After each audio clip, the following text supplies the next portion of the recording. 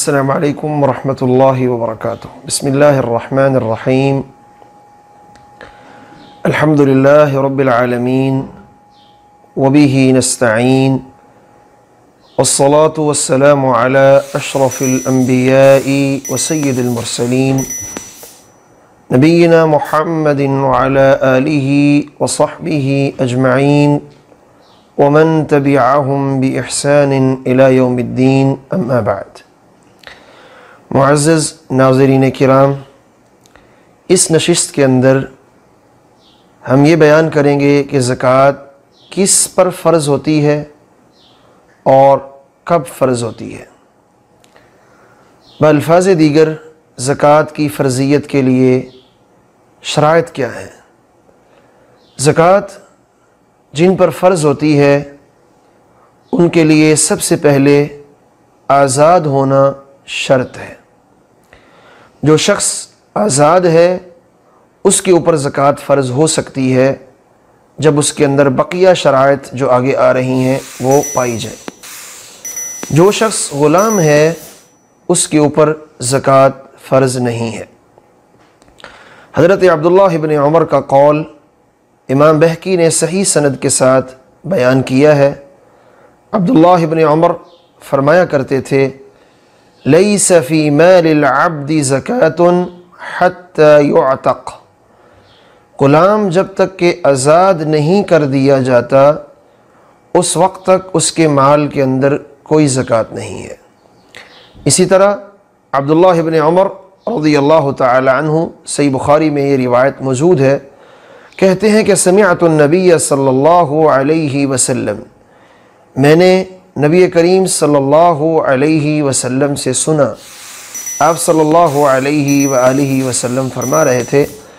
من باع عبدا له مال، اس انسان کے پاس غلام ہے اور اس نے اپنا وہ غلام کسی کو فروخت کرنا چاہا، فروخت کرنے جا رہا ہے اور اس غلام کے پاس کچھ مال بھی موجود ہے، فمالہ للذی باعہ الا ان یشترط المبتاع، آپ صلی اللہ علیہ وسلم نے فرمایا جو غلام کے پاس مال ہے وہ اس شخص کا ہے جو اس غلام کو بیچ رہا ہے، یعنی جو اس کا پہلا مالک ہے وہ مال غلام کا اس پہلے مالک کا ہوگا، الا یہ کہ خریدنے والا شرط لگا لے کہ میں اتنے پیسوں کے اندر یہ غلام خریدوں گا اور جو کچھ اس غلام کی ملکیت ہے وہ بھی میری ہو جائے گی۔ صحیح بخاری کی حدیث بیان کرتی ہے کہ جو غلام کے پاس مال ہوتا ہے وہ اس کا ہوتا ہی نہیں ہے۔ جب وہ مال اس کا ہوتا ہی نہیں ہے، وہ اس کے مالک کا ہے، تو پھر اس کے مال میں زکوٰۃ کیسے ہو سکتی ہے؟ لہذا زکوٰۃ کی فرضیت کے لیے جو سب سے پہلی شرط شریعت نے رکھی ہے وہ یہ ہے کہ زکوٰۃ آزاد کے مال پہ ہوتی ہے، زکوٰۃ غلام کے مال کے اوپر نہیں ہوتی، کیونکہ غلام کے پاس جو کچھ بھی ہوگا وہ اس کے مالک کا ہوگا، وہ غلام کا ہے ہی نہیں۔ جب وہ غلام کا ہے نہیں تو اس پر زکوٰۃ کیسے ہو سکتی ہے؟ اسی طرح کیسان بن ابی سعید المقبری بیان کرتے ہیں، امام البانی رحمۃ اللہ علیہ نے اس روایت کی سند کو جید کہا، امام ابن ابی شیبہ نے اس کو مصنف میں ذکر کیا۔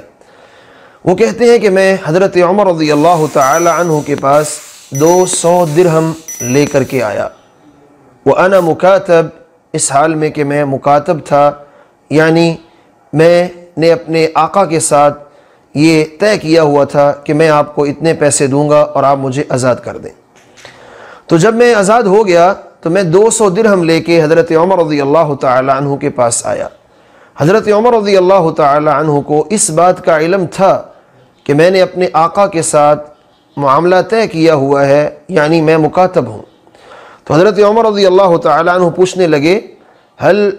اعتقت، کیا تجھے آزادی حاصل ہو گئی ہے؟ یا هل عتقت، کیا تو آزاد ہو گیا ہے؟ قلت نعم، میں نے جواب دیا جی ہاں میں آزاد ہو چکا ہوں۔ تو حضرت عمر رضی اللہ تعالی عنہ فرمانے لگے، فاذهب فاقسمها، جاؤ اس مال کو غریبوں میں جا کے تقسیم کر دو۔ سیدنا عمر رضی اللہ تعالی عنہ کا ان سے یہ سوال کرنا کہ کیا تم آزاد ہو گئے ہو کہ نہیں، جب انہوں نے بتایا کہ میں آزاد ہو چکا ہوں، تب عمر رضی اللہ تعالی عنہ نے کہا کہ جاؤ اور اپنے اس مال کو جا کے غریبوں میں تقسیم کر دو۔ اس سے بات یہ سمجھ آتی ہے کہ زکوٰۃ اس کے اوپر فرض ہوتی ہے جو انسان آزاد ہوتا ہے، جو غلام ہے اس کے مال کے اندر زکوٰۃ نہیں ہے، ورنہ عمر رضی اللہ تعالی عنہ اس سے یہ سوال نہ کرتے کہ تم آزاد ہو کہ نہیں ہو۔ تو ان کا سوال کرنا کہ تم آزاد ہوئے کہ نہیں ہوئے، یہ اس بات کی واضح دلیل ہے کہ آزاد پہ زکوٰۃ ہوتی ہے، غلام پہ زکوٰۃ، یعنی غلام کے مال پہ زکوٰۃ نہیں ہوتی۔ زکوٰۃ کے لیے دوسری شرط، جب ایک انسان آزاد ہے تو اس کے اوپر زکوٰۃ کی فرضیت کے لیے دوسری چیز یہ ہے کہ وہ مسلمان بھی ہونا چاہیے۔ زکوٰۃ اس پہ فرض ہوتی ہے جو مسلمان ہے، جو کافر ہے اس کے اوپر زکوٰۃ فرض نہیں ہوتی۔ کیوں؟ اس لیے کہ قرآن مجید میں اللہ سبحانہ و تعالی نے اپنے پیارے پیغمبر صلی اللہ علیہ وآلہ وسلم کو اس بات کا حکم دیا ہے کہ آپ ان کے مالوں کی زکوٰۃ وصول کریں تو تطہرہم بہا وتزکیہم، اس مال کو وصول کر کے آپ ان کو پاک کریں اور آپ ان کا تزکیہ کریں۔ تو کافر جو ہوتا ہے وہ اپنے گناہوں سے پاک نہیں ہوتا، تو لہذا اس کے مال کے اندر زکوٰۃ کیسے ہو سکتی ہے؟ کیونکہ زکوٰۃ جو ہے یہ انسان کو گناہوں سے پاک کرتی ہے۔ تو جب تک انسان کفر کی حالت میں موجود ہے اس کے گناہ کفر کے ہوتے ہوئے پاک صاف نہیں ہو سکتے ہیں۔ اور دوسری بات یہ ہے کہ پوری امت اسلامیہ کا اس بات کے اوپر اجماع ہے، لا زکوٰۃ علی الکافر، کافر کے اوپر کوئی زکوٰۃ نہیں ہے۔ جب اس نے کلمہ ہی نہیں پڑھا، وہ دائرہ اسلام کے اندر داخل ہی نہیں ہوا، جب وہ کلمہ پڑھ کے اسلام کے اندر آیا نہیں ہے، اور کلمہ یہ مین بنیاد ہے اسلام میں اعمال کی قبولیت کی، تو زکوٰۃ بھی اسلام کا ایک بہترین عمل ہے۔ یہ قبول بھی تب ہوگا جب انسان مسلمان ہو، کلمہ گو ہو، کلمہ پڑھنے والا ہو، غیر مسلم کے مال پہ زکوٰۃ جو ہے وہ نہیں ہے۔ تیسری چیز زکوٰۃ کے لیے یہ ہے، تیسری شرط یہ ہے، آزاد بھی ہے، مسلمان بھی ہے، تو پھر اس کے پاس ان چیزوں میں سے جو ہم آگے بیان کریں گے، ان چیزوں میں سے کوئی ایک چیز ایسی ہونی چاہیے جو اپنے نصاب کو پہنچ چکی ہو۔ ایک انسان آزاد بھی ہے، مسلمان بھی ہے، لیکن اس کے پاس کچھ ہے ہی نہیں، تو اس پہ زکوٰۃ کیسے فرض ہو سکتی ہے؟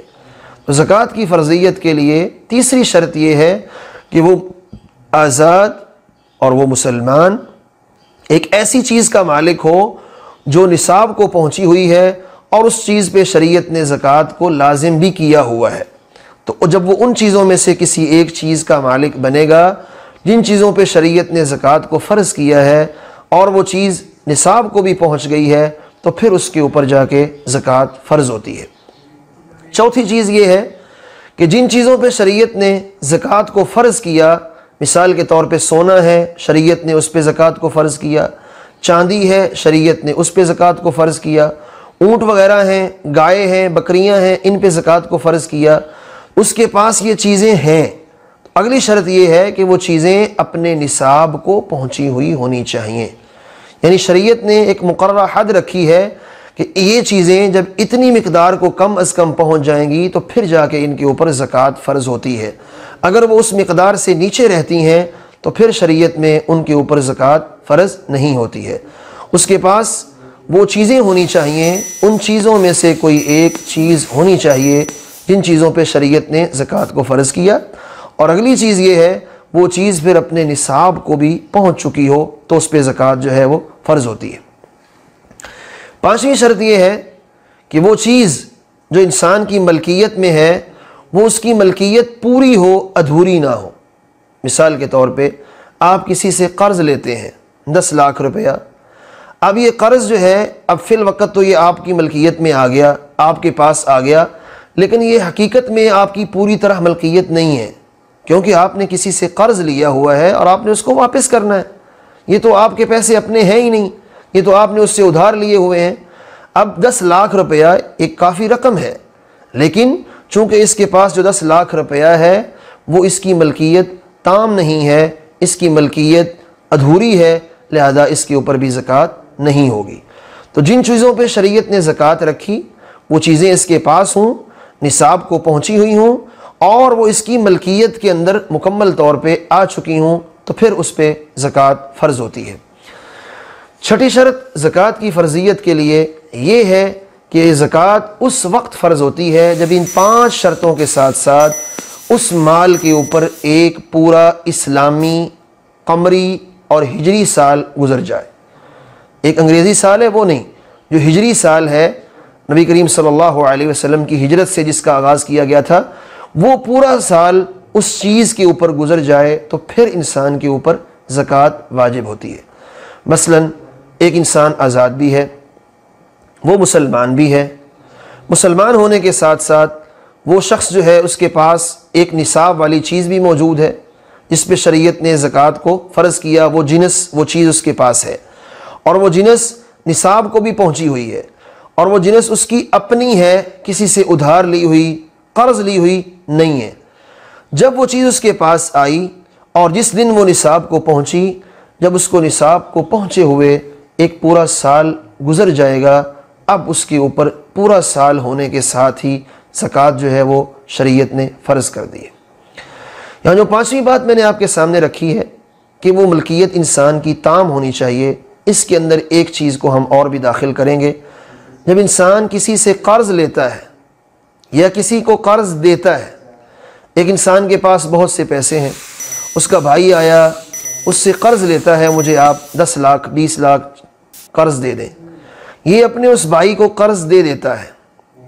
اب یہ چیز اس کے پاس نہیں رہی، اس کے پاس چلی گئی، لیکن شریعت میں وہ پھر بھی اسی کی ملکیت شمار ہوگی جس نے قرض دیا ہوا ہے۔ اب یہ ملکیت اسی کی ہے، اس کے پاس تو ایک عاریتن ہے، اس نے آج نہیں، کل نہیں، 2 مہینے 4 ماہ سال بعد واپس کرنی ہی کرنی ہے، تو وہ ملکیت اس کی شمار ہونی ہے جس نے وہ قرض دیا ہے۔ اب اس ملکیت کے اندر جو اس نے قرض دے دیا ہے، اس کے اندر زکوٰۃ اس کو دینی ہے کہ نہیں دینی؟ جس نے لیا ہے ظاہر بات ہے اس نے تو نہیں دینی کیونکہ وہ چیز اس کی ہے نہیں، لیکن جس نے وہ قرض دیا ہے کیا اس نے اس دی ہوئی قرض والی چیز کی زکوٰۃ ادا کرنی ہے کہ نہیں کرنی ہے؟ تو اس کی مین طور پہ 2 شکلیں بنتی ہیں۔ جب آپ کسی کو قرض دیتے ہیں تو اس کی 2 شکلیں بنتی ہیں۔ آپ نے ایک ایسے انسان کو قرض دیا ہے جس سے آپ کو واپس ملنے کی بھی پوری امید ہے، آپ کو پتہ ہے یہ انسان ایماندار آدمی ہے، کسی کا قرض جو ہے یہ ڈبوتا نہیں ہے، کسی کا حق جو ہے یہ دباتا نہیں ہے، اور اس کے پاس وسعت بھی ہے، طاقت بھی ہے، اس نے جو وعدہ کیا ہے 1 سال کا 2 سال کا، اس مدت کے اندر یہ اپنا قرض واپس چکا دے گا۔ جب آپ نے ایسے انسان کو قرض دیا ہے، اس قرض دی ہوئی رقم کا انسان نے ہر سال زکوٰۃ دینی ہے جس نے وہ قرض دیا ہے۔ اس کے پاس جو بقیہ چیزیں موجود ہیں، جہاں اس نے ان کی زکوٰۃ دینی ہے، وہاں اس نے اس مال کی بھی زکوٰۃ ادا کرنی ہے جو اس نے کسی کو قرض دیا ہوا ہے، جب اس کے ملنے کی امید بھی ہے، جب اس کے ملنے کے چانس بھی ہیں اور اس کے ملنے کی قوی اس کے ملنے کے امکانات بھی ہیں۔ سیدنا علی رضی اللہ تعالی عنہ، سیدنا عثمان رضی اللہ تعالی عنہ،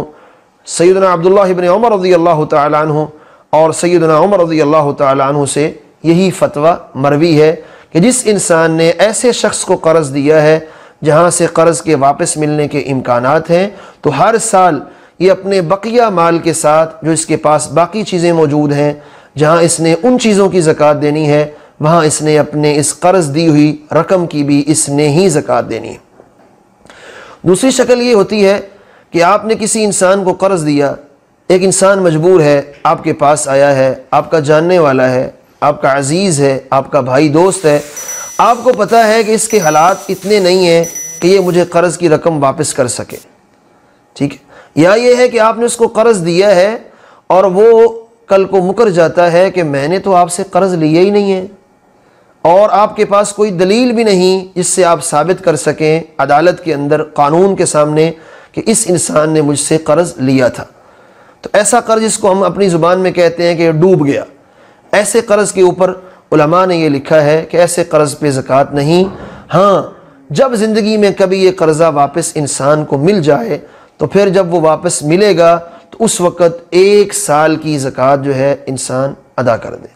یا یہ ہے کہ آپ نے اس کو قرض دیا، وہ مانتا ہے کہ میں نے آپ کا قرض دینا ہے، لیکن اس کے پاس وسائل نہیں ہیں، نظر آ رہا ہے کہ 10-12 سال تک یا زندگی میں شاید یہ میرا قرض چکا ہی نہ سکے، اس کے پاس وسائل ہی نہیں ہیں، تو ایسے انسان کا بھی یہی حکم ہے کہ اس قرض کی زکوٰۃ آپ نے نہیں دینی۔ ہاں جب یہ آپ کو واپس مل جائے گا تو پھر آپ واپس ملتے ساتھ ہی اس کی 1 سال کی زکوٰۃ جو ہے وہ ادا کریں گے۔ شیخ الاسلام ابن تیمیہ رحمۃ اللہ علیہ نے اسی موقف کو راجح قرار دیا ہے۔ تو قرض کے متعلق 2 صورتیں ہوئیں۔ جو قرض دیا آپ نے وہ ملکیت قرض دینے والے کی ہے،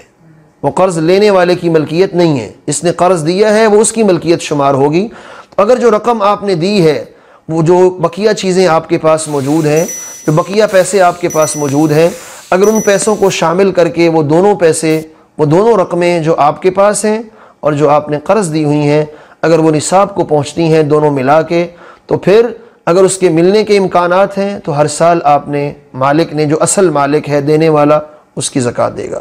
اور اگر اس کے ملنے کے امکانات نہیں ہیں، کس طرح نہیں ہے؟ جس کو دیا ہے وہ مکر گیا ہے، میں نے تو آپ سے لیا نہیں ہے، آپ کے پاس کوئی دلیل بھی نہیں ہے، یا یہ ہے کہ وہ مانتا ہے کہ میں نے آپ سے قرض لیا ہے لیکن میرے پاس وسائل نہیں ہیں کہ میں آپ کو ادا کر سکوں، جب میرے پاس وسائل ہوں گے میں آپ کو ادا کر دوں گا۔ اس صورت میں علماء کی 2 قسم کی آراء ہیں۔ جو راجح رائے ہے وہ یہ ہے کہ جب وہ رقم واپس مل جائے تو اس کے ملتے ساتھ ہی 1 سال کی زکوٰۃ جو ہے وہ ادا کر دی جائے۔ یہ شیخ الاسلام ابن تیمیہ رحمۃ اللہ علیہ اس موقف کو راجح لکھتے ہیں۔ تو معزز ناظرین کرام، زکوٰۃ کی فرضیت کے لیے جو شرطیں ہیں وہ 6 ہیں، جو ہم نے آپ کے سامنے رکھی۔ آزاد ہو، مسلمان ہو، اس کے پاس ان چیزوں میں سے کوئی ایک چیز ہو جن پہ شریعت نے زکوٰۃ کو فرض کیا ہے، وہ چیز نصاب کو پہنچی ہوئی ہو، اور نمبر 5 یہ ہے کہ اس میں انسان کی ملکیت مکمل ہو، تام ہو، وہ چیز اس کی اپنی ملکیت کے اندر ہو، اس کی اپنی ہو، کسی کی نہ ہو۔ اور 6ٹھی شرط یہ ہے کہ جب یہ ساری 5 شرطیں پچھلی مکمل ہیں تو پھر اس مال کو جب 1 ہجری سال گزر جائے گا، اب اس کے اوپر شریعت نے زکوٰۃ فرض کی ہے۔ اللہ خالق و مالک سے دعا ہے اللہ رب العزت ہمیں قرآن و سنت کو سمجھنے اور اس پر عمل کرنے کی توفیق عطا فرمائے۔ والسلام علیکم ورحمۃ اللہ وبرکاتہ۔